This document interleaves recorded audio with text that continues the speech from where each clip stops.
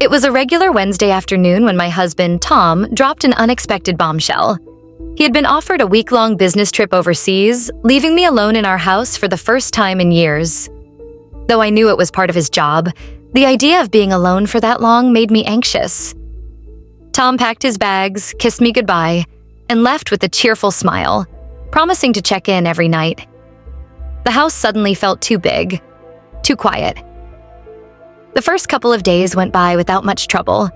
I worked from home, watched some TV, and took long walks around the neighborhood. But on the third day, things changed. That evening, I was lounging on the couch with a cup of tea when the doorbell rang. I wasn't expecting anyone, and I felt a slight twinge of curiosity mixed with unease. I opened the door to find Brian, Tom's best friend, standing there with a warm smile. "Hey, I was in the neighborhood and thought I'd check in on you," he said casually, holding up a bottle of wine. "I know Tom's away, and it must be a bit lonely." Brian and Tom had been friends since college. They had that easy, comfortable friendship that stood the test of time. We all hung out occasionally, but I never had much one-on-one time with Brian. He was always around Tom, so we never really had the chance to get to know each other deeply. "Oh, thanks. You didn't have to do that," I said, stepping aside to let him in. He shrugged, just being a good friend. I didn't think much of it. After all, Brian was like family. We sat down, shared a glass of wine, and talked about the usual stuff: work, mutual friends, and how Tom was adjusting to the trip. The conversation flowed easily, and I found myself laughing more than I had in days. Brian had always been charming, but I realized that I had never really paid attention to how genuinely kind and funny he could be. Before I knew it, 2 hours had passed, and we were still deep in conversation. There was something disarming about the way Brian listened, his attention unwavering. It was refreshing and unfamiliar. I hadn't felt this kind of connection in a long time. As the evening wore on, Brian looked at me with an intensity that I hadn't seen before. It wasn't inappropriate, but it was different. There was a moment, a fleeting one, where the air between us shifted. Neither of us acknowledged it aloud, but I could feel it. I brushed it off, convinced it was just my imagination playing tricks on me. After all, he was Tom's best friend, and I was Tom's wife. There was no way Brian would ever cross that line, right? I quickly changed the subject and, sensing that the night had gone on long enough, told Brian I needed to get to bed. He smiled, thanked me for the company, and left without hesitation. As I closed the door, I couldn't shake the strange feeling that lingered in the air. It wasn't supposed to feel like this. The next morning, I woke up feeling a bit off. The evening with Brian played on my mind more than it should have. I told myself it was nothing, just the result of having company when I was feeling unusually vulnerable with Tom gone. Yet there was this nagging voice in the back of my head, replaying the subtle shift in the air between us. I busied myself with work, trying to shake off the thoughts, but they crept in at unexpected moments. When I was making coffee, when I glanced at the couch where we had talked the night before. What bothered me more was the fact that I was thinking about Brian at all. This was someone I'd known for years, someone who had always been in the background of my life, just a friendly face. Why was I suddenly noticing him in a different way? By the afternoon, I couldn't resist the urge to talk to someone. I called my friend Grace, the one person who would listen without judgment. "So, Brian came by last night," I started, trying to sound casual. "Brian? Tom's friend? What for?" she asked, her tone immediately curious. "Just to check in on me, I guess. We had a few glasses of wine and talked. It was nice, but..." I hesitated. "But?" she pressed. I sighed. I don't know, there was this moment, I can't explain it. It wasn't anything, but it felt like something, I confessed to Lily, hoping she'd make sense of it. She was silent for a beat before asking, "And what did he do exactly?" "Nothing," I said quickly, trying to downplay it. That's the thing. It wasn't anything specific. It was more like a feeling, like we were both aware of something we weren't supposed to be aware of. Lily hummed thoughtfully on the other end. "Well, that's tricky. I mean, he's Tom's best friend. Maybe it was just the wine talking?" Maybe, I replied, though deep down I wasn't convinced. I spent the rest of the day trying to focus on anything but that conversation, but Brian seemed to occupy every corner of my mind. It was absurd. He was just being a good friend, and I was overthinking it because I was lonely. That evening, as I sat down for dinner alone, my phone buzzed. It was a message from Brian. Had a great time last night. Hope I didn't overstay my welcome. I stared at the message, unsure of how to respond. I typed out a few different replies before settling on a simple, "Not at all. It was nice to have company." A few minutes later, his reply came in. "Glad to hear that.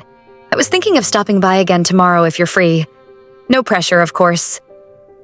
I hesitated. Part of me wanted to say no, to avoid whatever this was turning into, but the other part, the one that had been lonely and bored for days, was tempted. It wasn't like anything would happen, I told myself. It was just another visit from a friend. "Sure, tomorrow works," I replied before I could overthink it. The next day passed in a blur of nervous energy.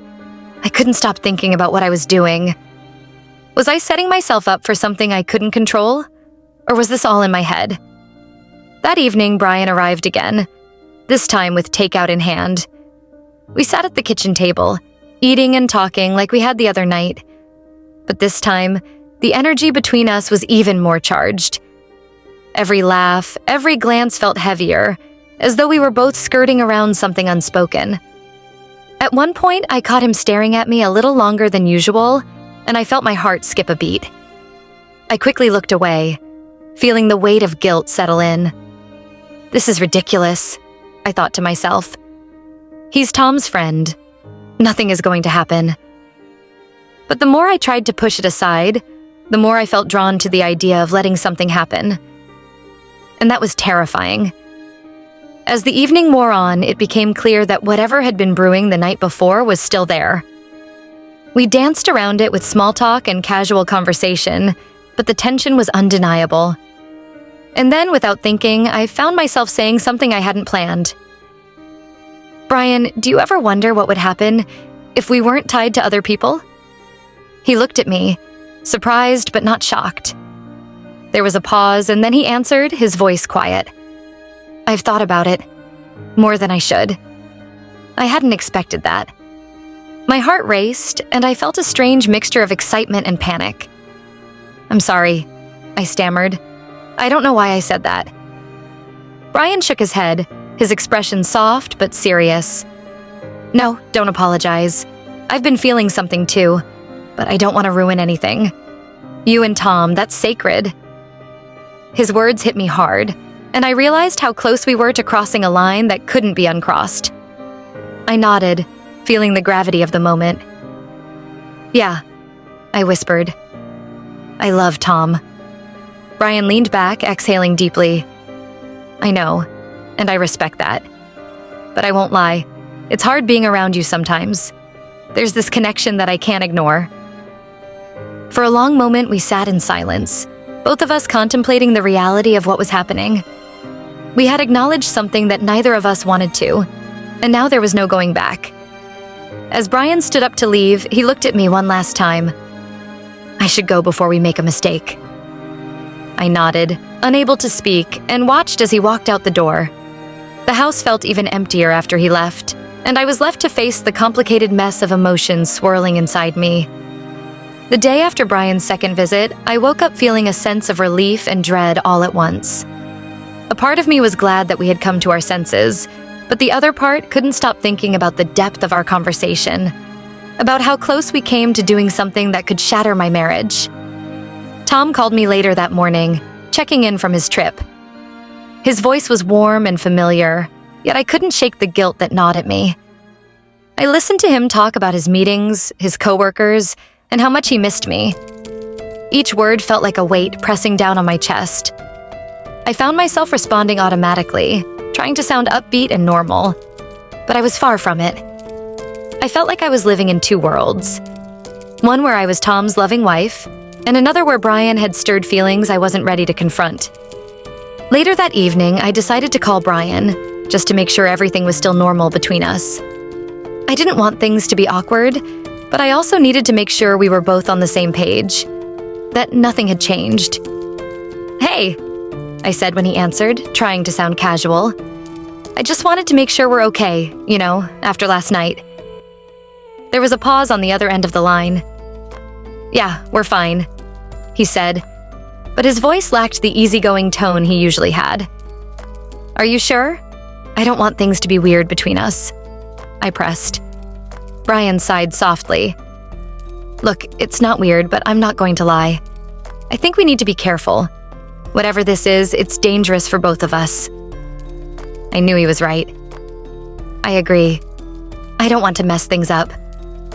"Neither do I," he said, but his voice softened. "But it's hard, I've been thinking about you a lot more than I should, and I know that's wrong. Tom's my best friend, and you're his wife." His honesty was disarming, and for a moment I didn't know what to say. I had felt the same, and hearing him admit it out loud made everything more real. "We have to stop this, Brian," I finally said, my voice firm. "Whatever this is, it can't go any further. I love Tom, and I can't hurt him like that," I said, my voice barely a whisper. Brian's voice softened in response. "I know, I get it. I don't want to hurt him either." There was a long silence between us, the weight of the situation hanging in the air. I knew we had to put an end to this tension, to whatever had been building between us.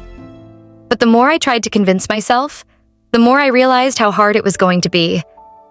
After we hung up, I felt a strange sense of finality. It was the right decision, I told myself. Brian and I couldn't be anything more than friends, no matter what unspoken connection we might feel. But despite that, I couldn't shake the feeling of loss. Something had shifted between us, and there was no going back. The next few days passed in a blur. I threw myself into work, into keeping busy. Anything to avoid thinking about Brian or the complicated emotions swirling inside me.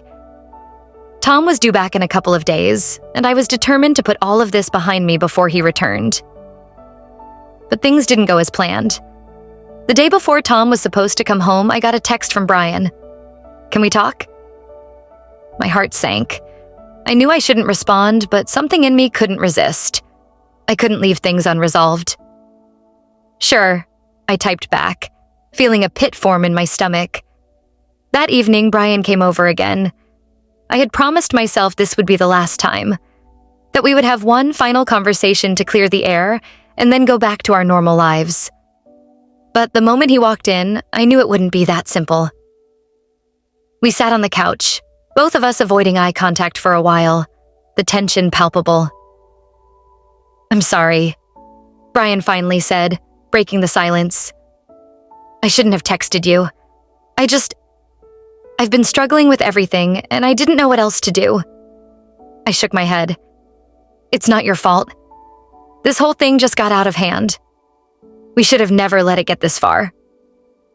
Brian looked at me, his expression serious. "I know, but I can't stop thinking about you. And that's the problem. I don't want to feel this way, but I do." I swallowed hard, feeling my own emotions rise to the surface. "We can't do this, Brian. It's not fair to Tom. It's not fair to either of us." He nodded slowly. "You're right. It's not fair, but it doesn't make it any easier." For a moment, neither of us spoke. The weight of everything hung between us, unspoken, but understood. I could feel the pull between us, the temptation to let something happen, to give in to whatever this was. But I knew that if we crossed that line, there would be no turning back. "I can't," I whispered, more to myself than to him. "I can't do this."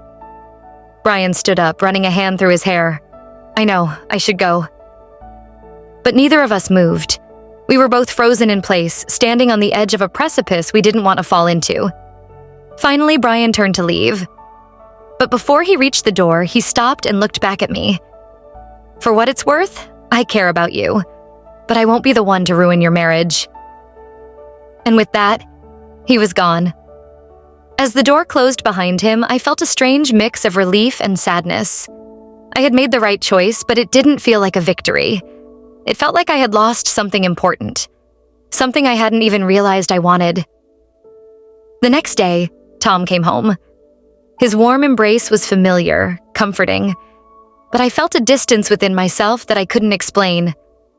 I smiled, laughed at his stories, and fell back into the rhythm of our life together. But something had changed. Brian and I didn't speak again after that night. We avoided each other, silently agreeing to let whatever had almost happened fade into the background. It was easier that way. Safer. As time passed, the tension dissolved into memory, but it left a mark, one that neither of us would ever admit to. A reminder that even the strongest boundaries can bend under the weight of unspoken feelings. And though I never crossed that line, I knew I had come dangerously close.